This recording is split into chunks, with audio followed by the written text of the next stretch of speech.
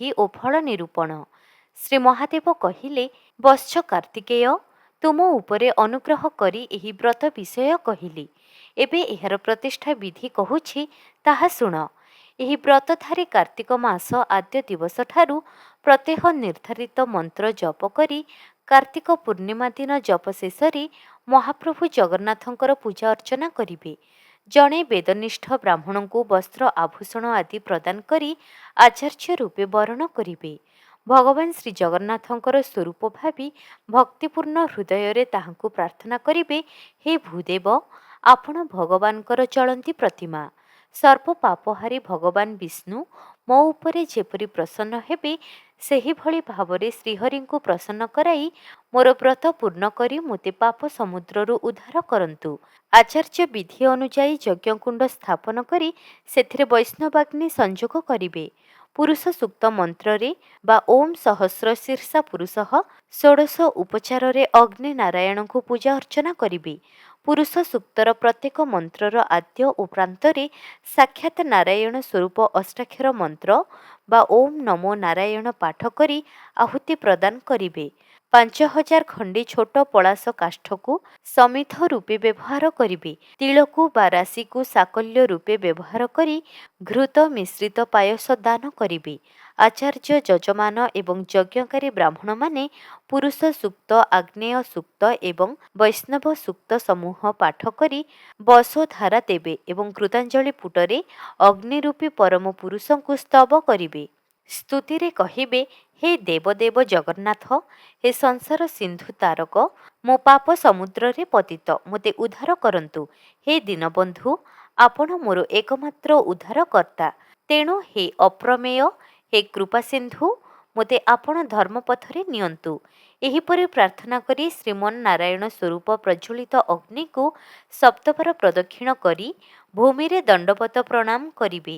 ତାପରେ ଷୋଡ଼ଶାକ୍ଷର ମନ୍ତ୍ରରେ ଅଗ୍ନିଙ୍କୁ 16 ଥର ପୁଷ୍ପାଞ୍ଜଳି ଦେଇ ପରିଶେଷରେ ପୂର୍ଣ୍ଣାହୁତି ପ୍ରଦାନ କରିବେ। ଯଜ୍ଞ ସମାପନ ଅନ୍ତେ ଭଗବାନଙ୍କ ସମ୍ମୁଖରେ ଶ୍ରୀବିଷ୍ଣୁ ମାହାତ୍ମ୍ୟ ଏବଂ ବୈରାଜା ଆଦି ସାମବେଦ ଗାନ କରିବେ। ତାପରେ ଉଦାତ୍ତ ସ୍ୱରରେ ତ୍ରିନାଚିକେତ ନାମକ ସାମଗାନ କରିବେ। ଏହିପରି ସ୍ତୁତି, ସ୍ତବ ଆଦି ପାଠ କରି ମହାପ୍ରଭୁ ଶ୍ରୀଜଗନ୍ନାଥଙ୍କୁ ପ୍ରସନ୍ନ କରି ରାତ୍ରି ଅତିବାହିତ କରିବେ। ପରଦିନ ପ୍ରଭାତରୁ ଯଜ୍ଞରେ ବ୍ୟବହୃତ ପଦାର୍ଥମାନଙ୍କୁ ସମୁଦ୍ରରେ ନିକ୍ଷେପ କରି ସମୁଦ୍ର ସ୍ନାନ ସାରି ବ୍ରତ ଅବଲମ୍ବୀ କଳ୍ପବଟ ପରିକ୍ରମା କରିବେ। ବିଷ୍ଣୁ ବାହନ ଗରୁଡ଼ଙ୍କୁ ପୂଜା କରି ଭଗବାନ ଶ୍ରୀଜଗନ୍ନାଥଙ୍କୁ ଦର୍ଶନ କରିବେ। ପାପରାଶିର ବିନାଶ ନିମନ୍ତେ ମହାପ୍ରଭୁ ସ୍ୱୟଂ ଭାସ୍କର ଦାରୁବ୍ରହ୍ମ ଜଗନ୍ନାଥଙ୍କୁ ପୁରୁଷ ସୂକ୍ତରେ ସ୍ତବ କରି ବିଧିବଦ୍ଧ ଭାବରେ ପୂଜା ଅର୍ଚ୍ଚନା ସାରି ଯୋଡ଼ହସ୍ତ ହୋଇ ପ୍ରାର୍ଥନା କରିବେ, ହେ ଦେବ, ମୁଁ ଆପଣଙ୍କ ଚରଣାର ବିନ୍ଦରେ ପତିତ, ମୋତେ ଉଦ୍ଧାର କରନ୍ତୁ। ପ୍ରଭୁ, ମୁଁ ହତଚେତନ ଏବଂ ଭୟଙ୍କର ଦୁଃଖରେ ନିମଗ୍ନ। ତେଣୁ ହେ ଜଗନ୍ନାଥ, ହେ ଦୀନଜନ ଉଦ୍ଧାରକାରୀ, ମୋତେ ଦୁଃଖ ସାଗରରୁ ଉଦ୍ଧାର କରନ୍ତୁ। ହେ ଦେବ, ହେ ଜଗତ ପ୍ରଭୁ, ଆପଣଙ୍କ କୃପାରୁ ମୋର ବ୍ରତ ସଫଳ ହେଉ, ଯେପରି ଦୁଃଖ ଶୋକ ଶୂନ୍ୟ ହୋଇ ମୁଁ ଆପଣଙ୍କ ଚରଣ ତଳେ ନିବାସ କରିପାରିବି। ପରେ ହିରଣ୍ୟ ଗର୍ଭ ଆଦି ସ୍ତୋତ୍ର ପାଠପୂର୍ବକ ପ୍ରଣାମ କରିବେ। ଆଚାର୍ଯ୍ୟଙ୍କୁ ବସ୍ତ୍ର ଆଭୂଷଣ, ସ୍ୱର୍ଣ୍ଣ, ଧେନୁ ଏବଂ ବିଭିନ୍ନ ପାତ୍ରପୂର୍ଣ୍ଣ ଉପଚାର ପ୍ରଦାନ କରିବେ। ବ୍ରାହ୍ମଣମାନଙ୍କୁ ସମ୍ମାନିତ କରି ଯଥାଶକ୍ତି ଦକ୍ଷିଣା ଦେଇ ଅନ୍ନ ପାୟସ ଆଦି ଭୋଜନ କରାଇବେ। ଦିନ ଅନାଥ ବିପନ୍ନମାନଙ୍କୁ ଅନ୍ନ ଦାନ କରିବେ।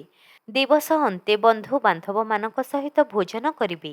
ହେ ପୁତ୍ର, ଏହି ବ୍ରତ ଅତ୍ୟନ୍ତ କଲ୍ୟାଣକର ଏବଂ ସର୍ବ ପାପନାଶକ। କୌଣସି ଶାସ୍ତ୍ରରେ ଏପରି ବ୍ରତ ବା ପ୍ରାୟଶ୍ଚିତ କଥା ନାହିଁ ଯଦ୍ୱାରା ସମସ୍ତ ପାପ ବିନାଶ ହେବ। ହେ ଷଡ଼ାନନ, ମୋ ଜାଣିବାରେ ଏହି ବ୍ରତ ଉତ୍କୃଷ୍ଟ ଏବଂ ସମସ୍ତେ ଏହି ବ୍ରତ ଅନୁଷ୍ଠାନ କରିବା ଉଚିତ। ଏହି ବ୍ରତ ପାଳନରେ ଯାହାର ଯେପରି ଭାବ, ତାକୁ ସେହିପରି ସିଦ୍ଧି ମିଳିଥାଏ। ମୁନିଗଣ କହିଲେ, ହେ ଭଗବାନ ଜୈମିନୀ, ଆପଣଙ୍କ ଅନୁଗ୍ରହରୁ ଆମ୍ଭେମାନେ ଜଗଦୀଶ୍ୱର ଜଗନ୍ନାଥଙ୍କ ମହିମା, କ୍ଷେତ୍ର ମାହାତ୍ମ୍ୟ, ବିଭିନ୍ନ ଯାତ୍ରା, ମହାପ୍ରସାଦ, ନୀଳମାଧବ ଏବଂ ଦାରୁ ବ୍ରହ୍ମଙ୍କ ପ୍ରକାଶ ଆଦି ଯଥାବିଧି ଶ୍ରବଣ କରିଛୁ। ଏବେ ପୁରାଣ ଶ୍ରବଣର ଫଳ ଶୁଣିବାକୁ ଇଚ୍ଛୁକ। ଦୟାକରି ତାହା ଆମ୍ଭଙ୍କୁ ବିସ୍ତାରିତ ଭାବରେ କୁହନ୍ତୁ। ପୁରାଣ ଶ୍ରବଣର ବିଧାନ କ'ଣ?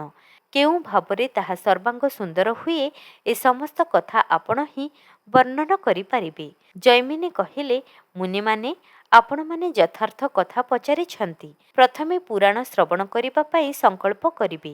ପୁରାଣ ଶ୍ରବଣ କରାଇବାର ଅଧିକାରୀ ବ୍ରାହ୍ମଣ। ତେଣୁ ଜଣେ ବେଦନିଷ୍ଠ ବ୍ରାହ୍ମଣ ଏବଂ ଅନ୍ୟ ଧାରକମାନେ ସଦ୍ବଂଶଜାତ ବ୍ରାହ୍ମଣ ହେବା ଆବଶ୍ୟକ। ସେମାନଙ୍କୁ ବସ୍ତ୍ର ଅଳଙ୍କାର, ଗନ୍ଧ ମାଲ୍ୟ ଆଦି ଦେଇ ପୁରାଣ ପାଠ ପାଇଁ ବରଣ କରିବେ। ବିନମ୍ର ହୋଇ କହିବେ, ହେ ଦ୍ୱିଜଶ୍ରେଷ୍ଠ, ଆପଣ ହିଁ ବିଷ୍ଣୁ ଏବଂ ବିଷ୍ଣୁ ହିଁ ଆପଣ। ଦୁହିଁଙ୍କ ଭିତରେ କିଛି ବି ଭେଦ ନାହିଁ। ମୋ ପ୍ରତି ପ୍ରସନ୍ନ ହୁଅନ୍ତୁ ଏବଂ ମୋର ପୁରାଣ ଶ୍ରବଣ ନିର୍ବିଘ୍ନରେ ସଫଳ ହେଉ। ମନୀଷୀମାନେ କହିଛନ୍ତି, ପୁରାଣ ପାଠ ପାଇଁ ବରଣ ହୋଇଥିବା ବ୍ରାହ୍ମଣ ଭଗବାନ ବ୍ୟାସଙ୍କ ତୁଲ୍ୟ। ସେହି ବ୍ରାହ୍ମଣ ଆସନରେ ବସି ପଢ଼ିବାକୁ ଥିବା ଶାସ୍ତ୍ରକୁ ବିଷ୍ଣୁଜ୍ଞାନ କରି ପୁଷ୍ପ ଚନ୍ଦନ ମାଲ୍ୟ ଆଦି ଦାନ କରି ବ୍ୟାସଙ୍କ ପୂଜା କରାଇବେ। ଏବେ ଶ୍ରୋତାଙ୍କ କର୍ତ୍ତବ୍ୟ ଶୁଣ।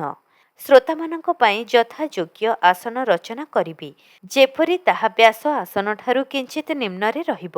ବିଷ୍ଣୁଙ୍କ ପ୍ରତି ପ୍ରଗାଢ଼ ବିଶ୍ୱାସ ସ୍ଥାପନ କରି ତାଙ୍କୁ ସ୍ମରଣ କରୁଥିବେ। ସନ୍ଥ, ପୁରାଣ, ବ୍ରାହ୍ମଣ, ମନ୍ତ୍ର, କର୍ମ, ତୀର୍ଥ ଏବଂ ବୃଦ୍ଧମାନଙ୍କ ବାକ୍ୟରେ ବିଶ୍ୱାସ ହିଁ ପୁଣ୍ୟ ଫଳଦାୟକ। ପୁରାଣ ଶ୍ରବଣ ସମୟରେ ସାବଧାନ ହୋଇ ବୈଷୟିକ ଚିନ୍ତାକୁ ପରିହାର କରି ଶ୍ରବଣରେ ମନୋଯୋଗୀ ହେବେ। ବୃଥା ସମ୍ଭାଷଣ କିମ୍ବା ପାଷଣ୍ଡମାନଙ୍କ ସହ